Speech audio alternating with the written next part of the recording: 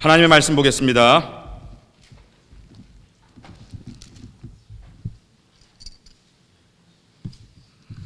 우리 다 함께 성경 말씀, 신약 말씀 히브리서 봅니다. 히브리서 11장 32절로부터 38절까지의 말씀입니다.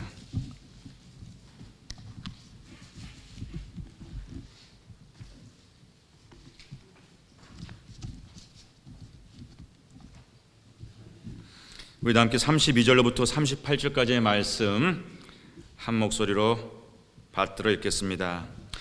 내가 무슨 말을 더하리요? 기드온, 바락, 삼손, 입다와 다윗과 사무엘과 및 선지자들의 일을 말하려면 내게 시간이 부족하리로다. 저희가 믿음으로 나라들을 이기기도 하며 의를 행하기도 하며 약속을 받기도 하며 사자들의 입을 막기도 하며 불의 세력을 멸하기도 하며 칼날을 피하기도 하며 연약한 가운데서 강하게 되기도 하며 전쟁에 용맹되어 이방 사람들의 진을 물리치기도 하며 여자들은 자기의 죽은 자를 부활로 받기도 하며 또 어떤 이들은 더 좋은 부활을 얻고자 하여 악형을 받되 구차히 면하지 아니하였으며 또 어떤 이들은 희롱과 채찍질 뿐 아니라 결박과 옥에 갇히는 시험도 받았으며 돌로 치는 것과 톱으로 켜는 것과 시험과 칼에 죽는 것을 당하고 양과 염소의 가죽을 입고 유리하여 궁핍과 환난과 학대를 받았으니 이런 사람은 세상이 감당치 못하도다. 저희가 광야와 산중과 암열과 토굴에 유리하였느니라. 아멘. 우리 앞뒤 좌우에 계신 분들과 오늘 본문 말씀을 기억하면서요, 두 번 인사하겠습니다. 먼저 이렇게 한번 인사 나누시죠. 믿음이 이깁니다.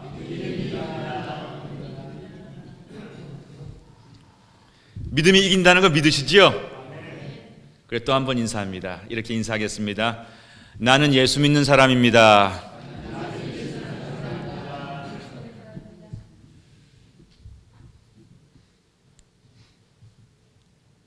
여러분,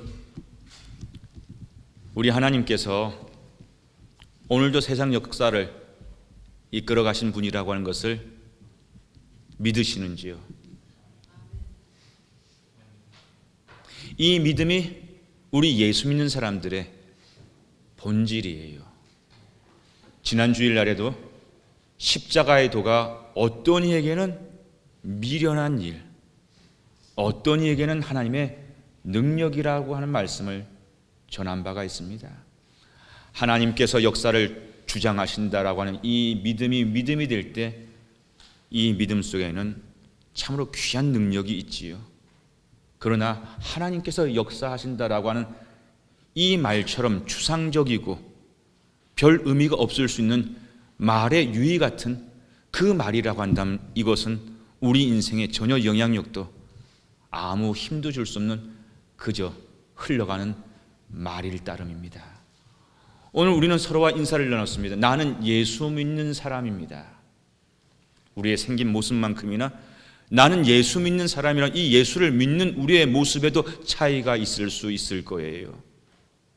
역사를 주장하시는 하나님에 대한 신앙 고백을 가지고 살아가는 예수 믿는 사람이 있는가 하면 입술에 이야기는 있지만은 그 이야기가 무엇을 의미하는지 알지 못한 채 살아가는 그런 교회를 출입하는 인생들도 있을 수 있기 때문입니다. 오늘 세계 최강이라고 하는 이 땅 미국의 역사를 오바마 대통령이 큰 영향을 행사하지요.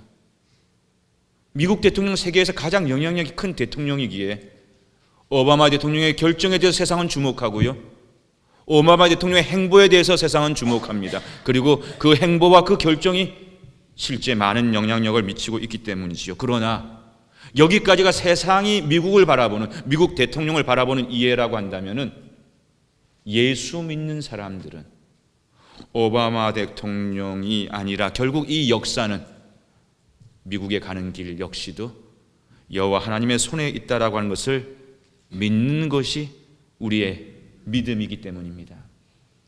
역사를 하나님이 주장하신다라고 하는 것을 믿는다고 하는 것은요, 구체적으로 내 가정의 내일이 아버지 하나님의 손에 있다라고 하는 것을 믿는 것이고요, 우리 씨 뿌리는 교회의 미래가 하나님의 손에 있음을, 구체적으로 내 영혼의 미래, 내 삶의 내일이 내게 있는 것이 아니라 아버지 하나님에게 있다는 것을 인정하고 믿는 믿음을 말씀하는 것이지요. 그리고 바로 이 믿음, 하나님이 역사를 주장하십니다. 이 세상을 주장하십니다라고 바로 이 믿음의 고백은 좀 더 구체적으로 설명드리면은 내 인생을, 이 땅의 역사를 인도하는 하나님이 계시기에 우리 삶에는 우연이 없다는 것을 믿는 것을 의미합니다.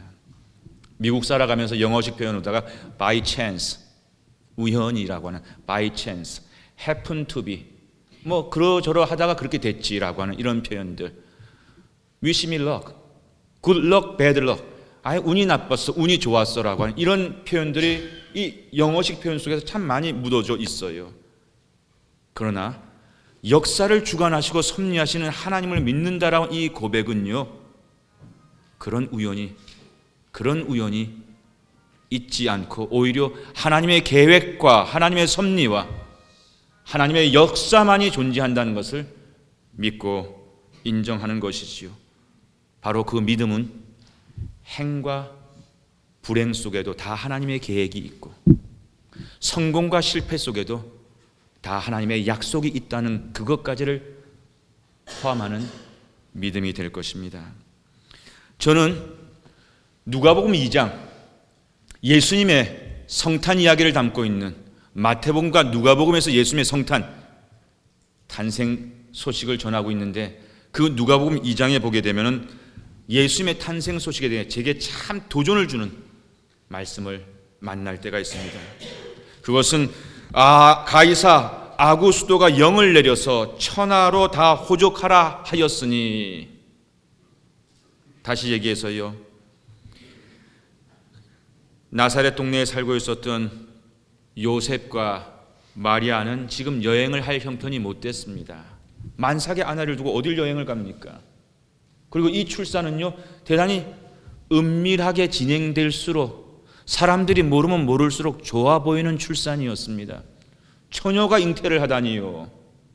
그래도 넉넉한 정혼자 요셉을 만났기에 그가 하나님의 뜻에 순종하여서 순종했지만 이 출산은 조용하면 조용할수록 좋은 것이었어요. 그리고 그 여행은 위험하고 힘든 것이었기에 저들 스스로가 나사렛을 떠나서 고향 베들레헴을 찾을 이유가 전혀 없었습니다. 근데 가이사가, 저들은 약자였어요. 힘이 없는 사람이었어요. 나란 임금께서, 황제께서 로마의 지배를 받는 그 백성들에게 고향으로 가서 인구 조사하라고 명령을 하니 그걸 거부할 힘이 없었거든요. 그래서 역사는 로마 황제의 명령에 의해서 저들 더 젊은 내외가 나사렛을 떠나서 예루살렘으로 여행을 시작한 것으로만 알 때가 있습니다. 근데 여러분, 우리는 성경을 통해서 알고 있습니다. 지금 마리아와 요셉이 황제의 명령 때문에 베들레헴을 찾은 것이 아니었지요. 베들레헴을 찾도록 하셨던 하나님의 계획 때문에, 여호와의 섭리 때문에, 약속 때문에. 어떤 약속? 예언은 메시아가 베들레헴 땅 다윗의 동네에 임하리라고 하는 만세전의 그 예언의 성취를 위해서 여호와 하나님께서는 로마 황제의 손을 빌려서, 그의 영을 빌려서까지도 하나님의 역사를 이루시는 분이, 천지의 주관자, 오늘 우리 역사의 주관자 되시는 아버지 하나님이라는 사실을 누가복음은 그 탄생의 이야기를 통해서 오늘 우리에게 들으라고 말씀해 주셨기에 하나님의 그 능력과 계획을 누가복음을 대할 때마다 새롭게 깨닫게 되면서 하나님 역사를 하나님이 주장하십니다 라고 하는 것을 고백하지 않을 수 없었기 때문입니다. 성경은 오늘도 분명히 말하고 계십니다. 이 세상의 주관자가 황제도, 오바마 대통령도, 또 오늘 취임한 박근혜 대통령도 아닌, 또 내 인생을 주장하는 이가 때로는 내 인생이 나의 것이 아니라고 하는 것을 우리가 경험할 때가 있지 않습니까? 유행가 가사는 내 인생은 나의 것이라고 하지만 내 인생이 내 것이 아니로구나라고 하는 것을 우리가 이미 느껴본 바가 많이 있으리라 생각합니다. 바로 이 아버지의, 하늘아버지의 섭리와 계획을, 약속을 믿는 것을 우리는 믿음이라고 이야기하고요, 이 믿음을 가진 사람들을 믿는 사람들이라고 성경은 지칭을 하고 있는 것입니다. 오늘 본문은 믿음장으로 널리 알려진 히브리서 11장입니다. 히브리서 11장은 두 가지 메시지를 우리에게 말씀해 주고 있지요. 첫째는 믿음이 무엇인가를 설명해 주고 있습니다. 여러분들이 신앙생활하면서 믿음이 무엇인가에 대해서 혼란스러울 때 우리가 찾아야 될 말씀이 히브리서 11장인 거예요. 히브리서 11장은 첫째 믿음이 무엇인가를 말씀해 주고 계시고, 두 번째로 믿는 사람들은 어떤 사람들인지를 분명히 우리에게 밝혀주는 성경 말씀이 히브리서 11장이기 때문입니다. 다시 말해서 히브리서 11장, 믿음장이 우리에게 전하는 것은요, 믿는 사람답게 살아가는 길. 저를 한번 따라하겠습니다. 믿는 사람답게 살아가는 길. 그것이 혼란스러울 때는 히브리서 11장을 보십시오. 그것에 힘을 느끼지 못할 때는 히브리서 11장을 보십시오. 내가 영적으로 침체해 있다, 믿음이 필요하다, 11장을 보십시오. 말씀을 묵상하십시오. 믿는 사람답게 살아가는 길, 그 길을 통해서 우리의 믿음이 회복될 수 있기 때문입니다. 특별히 오늘 우리가 읽었던 본문 말씀을 통해서 참 믿음이라고 하는 것이 무기력한 것이 아니고 연약한 것이 아니고, 우리 믿음이라고 하는 것이 이렇게 파워풀하고 위대한 것임을 다시 깨달을 수 있게 됩니다. 우리 다 함께 33절과 34절과 35절 말씀을 여러분 다시 한번 읽어보지요. 저희가 믿음으로 나라들을 이기기도 하며 의를 행하기도 하며 약속을 받기도 하며 사자들의 입을 막기도 하며 불의 세력을 멸하기도 하며 칼날을 피하기도 하며 연약한 가운데서 강하게 되기도 하며 전쟁에 용맹되어 이방 사람들의 진을 물리치기도 하며 이 여자들은 자기의 죽은 자를 부활로 받기도 하며 또 어떤 이들은 더 좋은 부활을 얻고자 하여 악형을 받되 구차히 면하지 아니하였으며. 여러분, 믿음에는 이런 힘이 있다는 것을 오늘 히브리서가 우리에게 말씀하고 계시잖아요. 믿음으로 나라들을 이길 수 있다는 것입니다. 우리가, 죄인된 우리가 어떻게 의를 행한다고요? 의를 행할 수 없지요. 솔직히 말해 보십시다요. 우리가 어떻게 의를 행합니까? 그런데 오늘 성경은 우리에게 약속해 주셨어요. 믿음을 붙잡을 때 저와 여러분이 의를 행할 수 있는 사람이 된다고.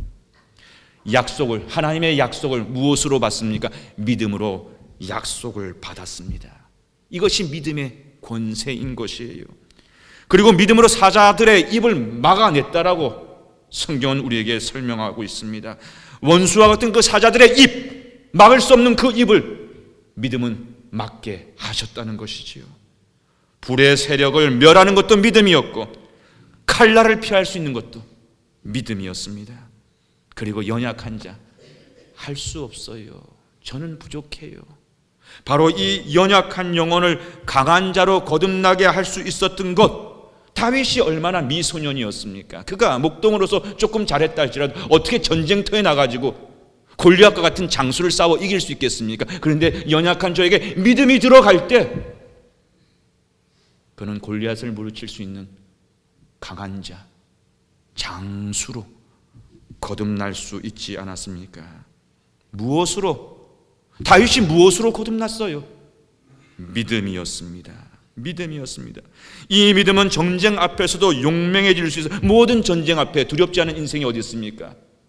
전쟁 앞에서도, 우리의 영적 전쟁 앞에서도, 우리의 인생의 고난이라고 하는 그 전쟁 앞에서도 우리를 용맹하게 할 수 있는 것이 믿음이라는 약속입니다. 적을 물리칠 수 있는 것이 바로 믿음이었습니다. 특별히 35절 말씀 보게 되면 그 앞에서는 다 우리의 이해가 쉬웠는데요, 35절 말씀 보니까 여자들은 자기의 죽은 자를 부활로 받기도 하며, 여자들이 자기의 죽은 자를 부활로 받기도 하며, 무슨 뜻일까요? 여자들이 사랑하는 사람들이 있었습니다. 남편일 수도, 자녀일 수도, 부모일 수도. 근데 그들을 잃었어요. 순교했어요. 주님의 이름으로 잃어버렸단 말입니다. 그런데 그것을 이 여인들이, 이 믿음의 사람들이 잃어버렸다라고 여기지 아니하고 부활의 산소망으로 천국에서 다시 만날 수 있으니 얻었다라고 하는 것, 그것이 바로 믿음의 권세라는 약속이지요. 그리고 저는 특별히 이 35절 후반절에 있는 말씀 속에서 우리의 도전이 있었으면 좋겠습니다. 더 좋은 부활을 얻고자 하여, 부활도 더 좋은 부활이 있는 거예요. 그 더 좋은 부활을 얻고자 하여 악형을 받되, 이 악형 고난을 왜 당합니까? 예수 때문에, 믿음 때문에, 더 잘 믿어보려고 하는 그 이유 때문에 우리가 세상을 살아가면서 이런 도전을 받을 때가 있고 이런 위기에 접할 때가 있는 것이지요. 그런데 믿음이 우리를 어떻게 세워주는지 아십니까? 오늘 보세요. 구차히 면하지 아니하였으며. 이 세상은요, 우리를 어떨 때는 타협할 수밖에 없는 이 세상, 컴프로마이즈 할 수밖에 없는 이 세상 속에서 우리가 사실 나는 알아요, 세상은 모르지만 구차하고 치졸해지지 않을 수 없는 그런 삶을 살고 있는 나 자신을 볼 때가 있습니다. 근데 믿음은요, 우리를 구차하지 않게, 구차하게 변하지 않게 할 수 있는 힘이 바로 믿음에 있다는 것입니다. 하나님 믿는 사람, 예수 믿는 사람답게 세상을 이길 뿐만 아니라 세상 앞에 굴하지 않는 자존심, 나는 예수 믿는 사람입니다. 이 자존심을 지켜갈 수 있는 힘이, 세상을 이길 수 있는 힘이 믿음에서 올 뿐만 아니라 세상 앞에 굴하지 않을 수 있는, 자존심을 지켜갈 수 있는 그 힘이 또한 어디에서 온다고요? 믿음에서 온다는 것이 오늘 믿음장 히브리서의 결론입니다. 오늘 우리 이민사회 속에서, 이민교회 안에서요, 믿음에 대한 무성한 얘기들이 있고요, 그 믿음의 자체는 점점 더 허물어져 가고 낮춰져 가는 것을 볼 때가 있습니다. 여러분, 지금 우리 안에서도 과연 이 자존심, 나는 예수 믿는 사람입니다라고 하는 이 자존심이 우리에게 있습니까? 나는 예수 믿는 사람입니다. 나는 아무개입니다. 나는 대한 사람입니다. 일본이 뭐라고 얘기하든, 일본의 총칼 앞에서도 나는 대한 사람입니다라고 하는 우리 조상들의 그 기상, 오늘 3.1절 기념 예배를 드리면서 그 기상을 다시 돌아보고 그 자존심을 다시 한번 기억할 수 있는 이 거룩한 예배의 자리 앞에서 나는 예수 믿는 사람입니다라고 하는 그 자존심이 우리에게 있는가 한번 물어보기를 원합니다. 프라이드예요. 나쁜 것이 아니라 좋은 프라이드, 디그니티예요. 그리고 셀프 리스펙트입니다. 얼마 전에 한국에서도 큰 쇼 연예 프로그램 중에서 나는 가수다 하고 가수들이 이름을 걸고 컴피티션을 해가지고 기가 막힌 노래 대전을 벌려서, 그래서 정말 가수들이 최선을 다해서 그 가수로서의 그 노래를 이렇게 열창을 하는 것을 한국의 많은 백성들이, 사람들이 즐겨보았던 나는 가수다라고 하는 것인데, 가수들도 자존심이 있어요. 자존심이 있을 때 그 노래가 더 정진할 수 있지 않았습니까? 세상의 가수도요, 자존심을 걸고 노래를 불러요. 우리는 예수 믿는 사람입니다. 하나님의 자녀예요. 온 우주 만물의 주인 되시는 하나님이 내 아버지라고 하는 것을 믿는 사람들이 예수 믿는 사람들입니다. 오늘 저와 여러분의 예수 믿는다라고 하는 그 믿음의 자존심이 회복되어지기를 주님의 이름으로 축복합니다. 오늘은 94주년을 맞이하는 3.1절 기념주일입니다. 기미독립선언문 전문을 우리 최한순 집사님, 오늘 군기가 제대로 들어갔습니다. 아주 씩씩하고 분명하게 그렇게 잘 낭독해 주셨어요. 여러분 어떻게 들으셨습니까? 저는 그 전문을 준비하면서, 들으면서, 오늘 또 이 말씀을 준비하면서요, 그 꽤 긴 전문이었습니다. 긴 선언문이었습니다. 그 선언문이 제게 주는 메시지는 한 가지였어요. 우리 선조들이 자존심 있는 어른들이었구나. 우리 민족이 값싼 민족이 아니라 자존심을 지켜낼 수 있는 꽤 괜찮은 민족이구나, 괜찮은 선조이구나라고 하는 걸 확신할 수 있었습니다. 어떤 자존심이 담겨져 있던가요? 헛된 자존심, 나 내세우는 이런 쓸데없는 자존심 말고 제대로 된 자존심, 그것이 자존심이에요. 그것이 프라이드예요.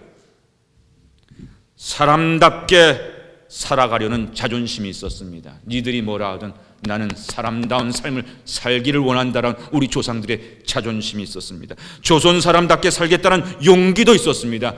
마음밖에 없고 총칼이 없는데 총칼 앞에서 우리가 무엇으로 그것을 요구할 수 있는 힘이 있겠습니까만, 아니야,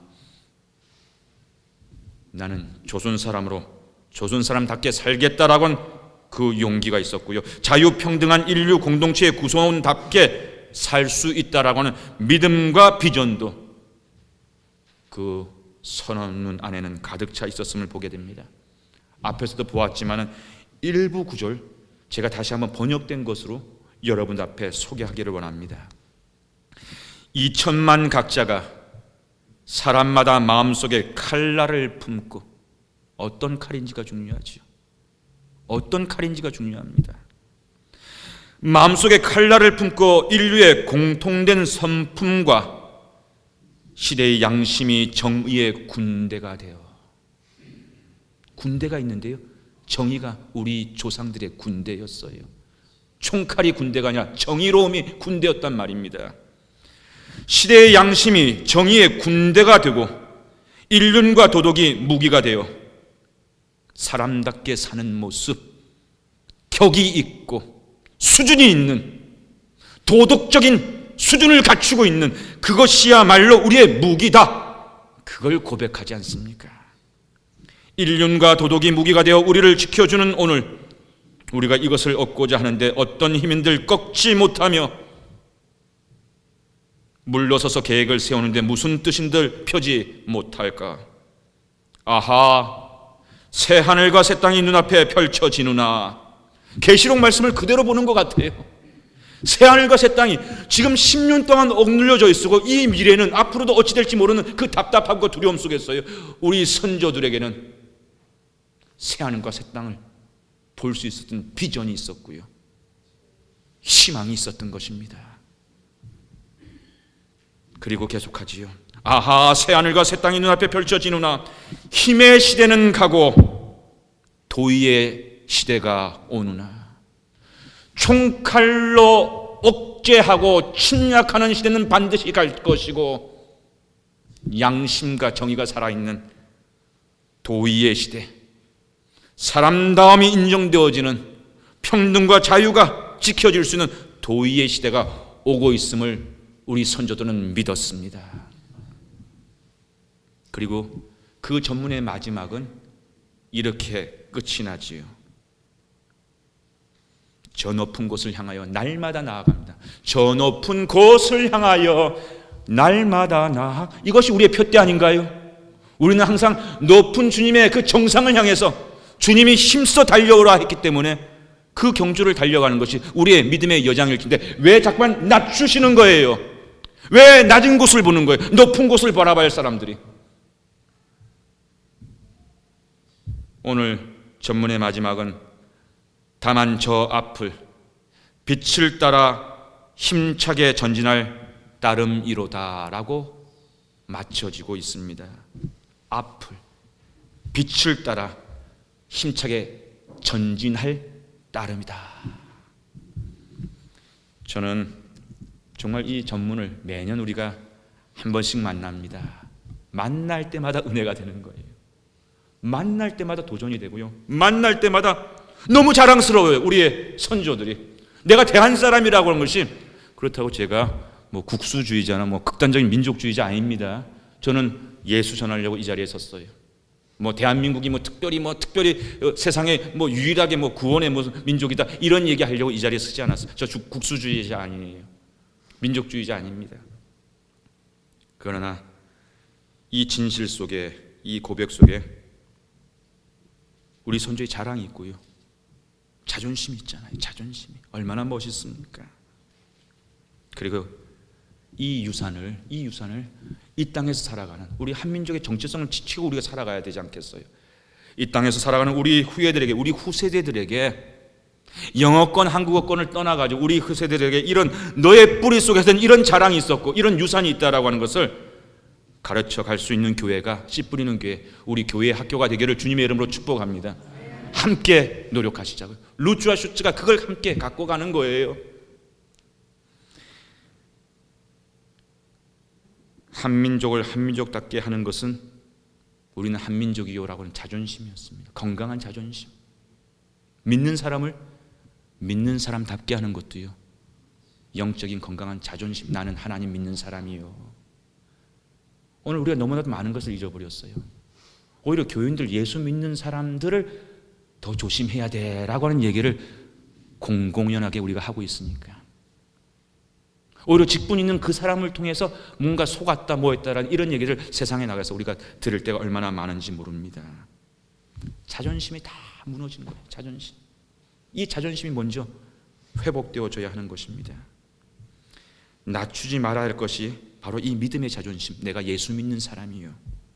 이제부터 우리 씨 뿌리는 교회는요, 우리의 그 자존심을 회복하고 자존심을 다시금 올려갈 수 있는 건강한 교회가 되기를, 건강한 성도들이 되기를 주님의 이름으로 축복합니다. 무엇 때문에 기쁘고 무엇 때문에 슬픈지를 분명히 아시라고요. 교회 와서 내가 얻고자 하는 것이 무엇인지를 분명히 짚으시라고요. 우리가 교회에서 찾을 것, 우리가 교회에서 먼저 얻어야 될 것이 무엇인가 성경이 말씀해 준 것, 그 원칙을 지켜가면 되는 거예요. 그것이 우리의 믿는 이의 자존심이니까. 정말 억울하게 한양을 떠나야만 했던 이조시대 때 서울이 한양 아닙니까? 정말 억울하게 조종, 오늘날 치면 백악관을, 청와대를 떠나야만 했던 정치인이 있었습니다. 억울하게. 당파 싸움이라고 하죠. 조선시대 때 그 유명한 노론과 서론, 시파와 벽파, 피 튀기게 싸웠습니다. 네가 죽느냐 내가 죽느냐라고 하는 그 당파 싸움, 파벌 싸움의 희생양이 되어서 결국 지는 자는 어떤 누명을 뒤집었습니까? 역적. 나라의 근간을 흐트러뜨린 별하별 나쁜 것은 다 뒤집어 쓰게 되죠. 진실과 상관없이 역적의 죄를 뒤집어 쓰고 떠나야만 하는 억울한 인생이 있었습니다.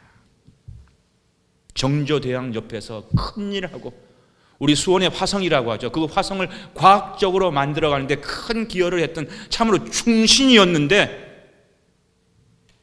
정치 싸움에서 밀리고 말았습니다. 정조가 세상을 떠난 이후에 고난에 처한, 인생의 큰 위기에 처한 선비가 있었습니다. 충신이 있었습니다. 근데 여러분 아시죠? 연좌제라고 하는 거, 조선시대 최근까지도 그랬지만은 아버지가 실패하면요, 아버지가 죄인이 되면은 3대가 멸문을 당하게 되는, 가족 모두가 함께 무너져야 되는 것이 당시 사회의 관행이었습니다. 아버지가 역적이 되면요, 양반 소용없어요.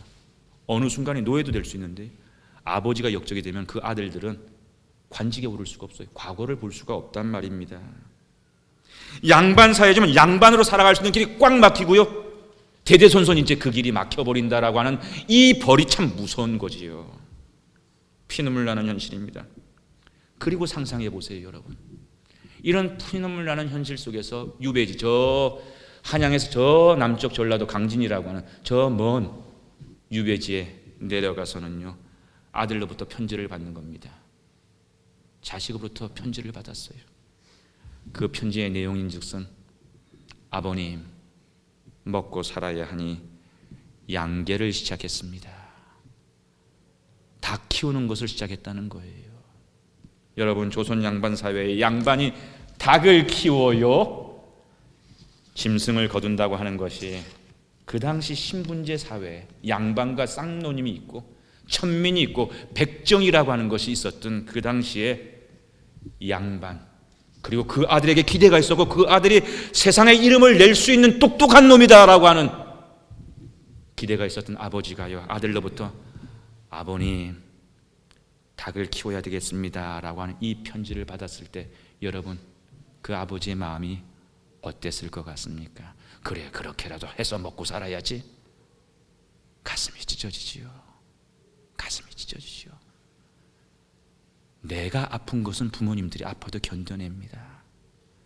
나로 인해서 자식이 아파할 때는요, 자식을 위해서 변절까지 하잖아요. 자식 살리기 위해서. 그게 부모의 마음 아니겠습니까? 얼마나 슬프고 아픈 편지였어요. 그런데 여러분, 이 아버지가 양계를 시작했습니다라고는 아들의 편지에 대해서 어떻게 답을 보냈는지, 다시 서신을 답했는지 계속 얘기를 전하랍니다. 아버지는 그 아들에게 이렇게 회신을 보냈습니다. 아들아, 양계를 하더라도 사대부답게 양계를 하거라. 닭을 길러서 먹고 살더라도 사대부답게 닭을 길러서 먹고 살거라 라고 회신을 한 거예요. 솔직히 말해봅시다. 아니, 닭 키우는데 쌍놈 양반이 무슨 상관이 있어? 닭 키우는 게 닭 키우는 거, 양계하는 게 양계하는 거지. 뭐 양반 스타일의 양계법이 있고, 뭐 쌍놈 스타일, 백정 스타일의 뭐 양계법이 있습니까? 무슨 말이에요? 무슨 말입니까? 아버지는요, 아들에게 이런 뼛속 깊은 메시지를 전하기 원했던 거예요. 아들아, 비록 닭을 키우며 양계를 하며 밥을 벌어 먹을지라도 사대부된, 선비된, 양반된 너의 존재 가치를 잃어버려서는 안 돼. 오히려 닭을 키우면서 이 어려움 중에 양반된 너 자신을 지켜갈 수 있는 기회로 삼도록 노력하거라 라고 하는 말을 하는 거예요. 여러분, 어떻게 사대부답게 닭을 키우는 겁니까? 아버지는 구체적으로 어떻게 그 닭을 양계를 하는 것인지 이렇게 가르쳐가고 있습니다. 저는 양계를 하되 사대부답게 양계를 하거라 라고 이 얘기를 읽으면서, 이 유배지에서 온 편지글을 읽으면서요, 제 머릿속에 꽝 치는 하나님의 음성이 있었습니다. 양계를 하되 예수 믿는 사람답게 양계를 하거라. 공부를 하되 예수 믿는 사람답게 공부를 하거라. 사업을 하되, 직장 생활을 하되, 자녀들을 돌보되, 살림을 하되 예수 믿는 사람답게 살림을 하거라. 돈을 벌 때 돈 벌어야지요. 그러나 돈을 벌 때 예수 믿는 사람답게 돈을 벌거라 라고 하는 것이 지금 아들에게 주는 아버지의 메시지였고요, 오늘도 자녀들에게 주는 우리 하늘 아버지의 메시지라고 하는 것을 저와 여러분이 기억할 수 있었으면 좋겠습니다. 이럴 때는 아멘 하는 거예요. 구체적으로 아버지는 어떻게 양계를 하는 것, 사대부답게 양계를 하는 것인가 라고 구체적인 얘기를 합니다. 어떻게 하는 것이 여러분 궁금하시죠? 사대부답게 닭을 키운다고 하는 것이 어떻게 닭을 키우는 것인가? 농서를 읽으며 닭 키우는 것에 대한 책들을 보면서 공부를 하면서 더 나은 방법으로 닭을 키워갈 수 있는 고민을 하면서 양계를 하는 것이 사대부다운, 선비다운 양계를 하는 것이라는 것이죠. 다른 집 닭보다도 더 건강한 닭을 키워낼 수 있는 길이 무엇인가를 고민을 하고 연구를 하면서 어떻게 하면 더 건강한 알을, 더 싱싱한 알을 낳게 할 수 있는지를, 너는 선비니까, 너는 사대부니까, 너는 배운 사람이니까, 너는 예수 믿는 사람이니까 고민을 하면서 세탁소를 해도, 네일샵을 해도, 세상이 뭐라 하든 그 일을 한다 할지라도 그 일 속에 있는 하나님이 내게 주신 가치를 잃어버리지 않으면서 예수 믿는 사람들께 할 수 있는 그 고민을 하고 그 연구를 하라는 말씀이지요. 그리고 그런 연구의 결과물이 쌓이게 되면 어떻게 하면 더 좋게 닭을 키울 수 있는지 책을 하나 내어놓을 수 있는 것, 그것이 사대부답게 양계를 하는 것이라 아버지는 가르쳤습니다. 그리고 더해서 목구멍이 포도청이니까 겨우겨우 먹고 살기 위해서 아버지 때문에 이 고생을 한다라고 생각하지 말고 닭을 키워가면서 또 느낄 수 있는 감사가 있었다면 시 한 편 적어내면서 그림 한 줄 그려보면서 사대부다운 풍류를, 여유를 가질 수 있는 그것이 사대부답게 양계를 하는 것이다 라는 그런 가르침을 주는 거예요. 참 많은 얘기 듣습니다. 이민 여정이 참 피곤합니다. 어렵습니다. 너무 상처가 많습니다. 사실이에요. 그것이 팩트입니다. 그러나 그것은 한 줄을 쓰는 거예요.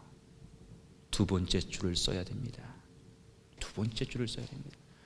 그 한 줄만 쓰고 만다면요, 우리는 세상 사람과 다를 바 없는 사람이거든요. 이민 여정을 달려가되 예수 믿는 사람답게 달려가는 것은요, 시를 써볼 수 있는 거예요. 영화관에도 한번 가보세요. 그림도 그려볼 수 있는 거예요. 라디오도 한번 틀어볼 수 있는 거예요. 목구멍이 포도청이라며 어찌할 수 없는 모습으로 먹고 사는 생활의 방편만이 아니라 오히려 위기 속에서 내 삶을 빼앗기지 말거라 아들아. 그것이 사대부답게, 선비답게 닭을 키우라고 하는 참으로 아버지의 귀한 메시지였습니다. 여러분, 환경, 역적으로 몰리는 이 환경도 대단한 어려운 환경 아닌가요? 억울한 환경 아닌가요? 슬픈 환경 아닌가요? 이 환경에 굴하지 않고 양반의 자존심을 이렇게 아름답게 지켜갈 수 있었던 이야기가 오늘 우리에게 주는 교훈이 참 많은 것 같아요. 싫어합니다. 이 아버지는요, 18년 동안 유배 생활을 떠나야만 했던 다산 정약용 선생님의 이야기입니다. 1762년에 태어나서 1836년에 세상을 떠났던 조선 인텔렉추얼, 조선 실학 역사에 있어서 큰 족적을 남겼던 인물이지요. 그가 18년을 유배지에서, 그의 18년이 나이 40에서 57세니까 인생의 황금기에, 관직에 나가서도 황금기라고 얘기할, 학자로도 황금기라고 하는 그 40에서 57세를 억울하게 그렇게 보낸 인생은 분명히 불행한 인생, 억울한 인생임에 분명합니다. 그런데 다산 선생은요, 정약용 선생은 오늘 아들에게도 우리에게도 이런 이야기를 계속하는 거예요. 정상의 꼭대기에 성공을 구가하면서 이런 얘기를 할 수도 없고, 이런 얘기가 우리에게 감동을 주지 못합니다. 살 줄 아는 사람은 어떤 상황 아래서라도 자신의 인생을 꽃피울 수 있단다 아들아. 저를 한번 따라하겠습니다. 살 줄 아는 사람은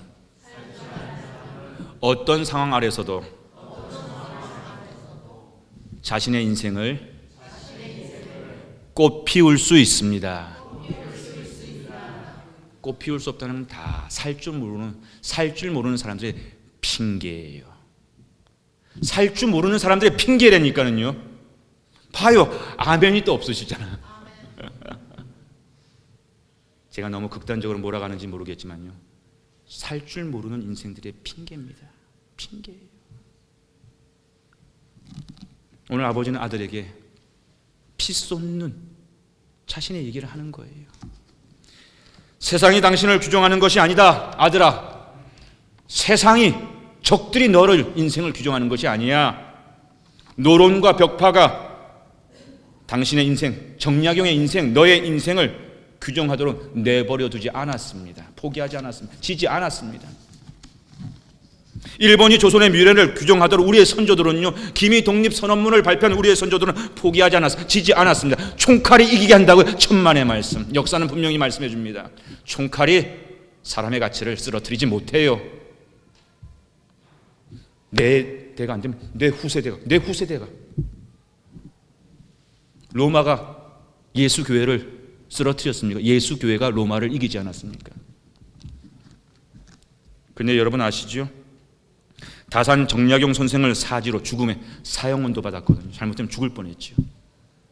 그리고 유배지로 내몰았던 권력자들의 이름을 우리는 지금 기억하지 못합니다. 하늘이 들썩들썩대는 그 권력을 행사했던 그 사람들 우리 다 기억 못합니다.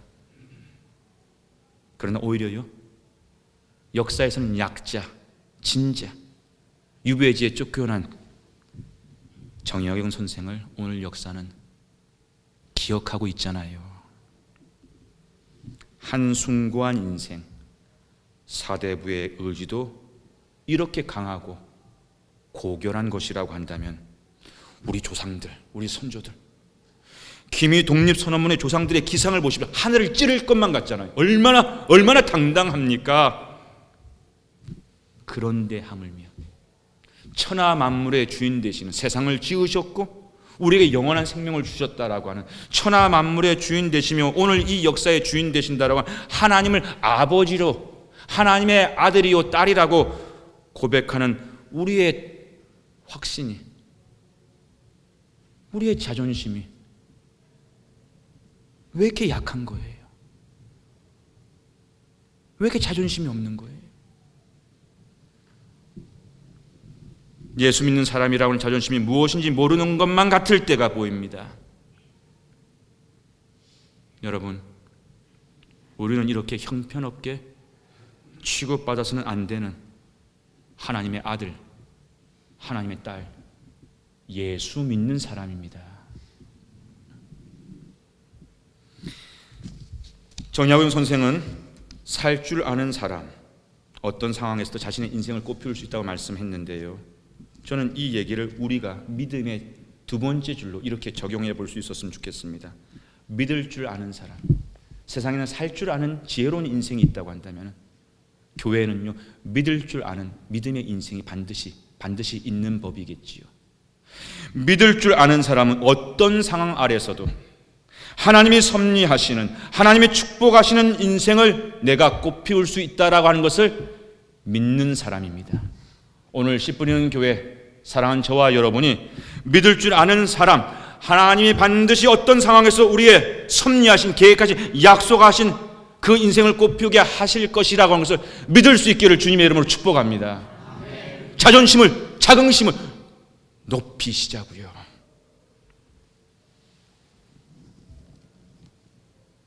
오늘 본문 36절로부터 38절에 믿는 사람답게 살아가는 모습들을 보십시오. 저들이 믿는 사람답게 살아가는 36절과 37절과 38절의 말씀을 보십시오.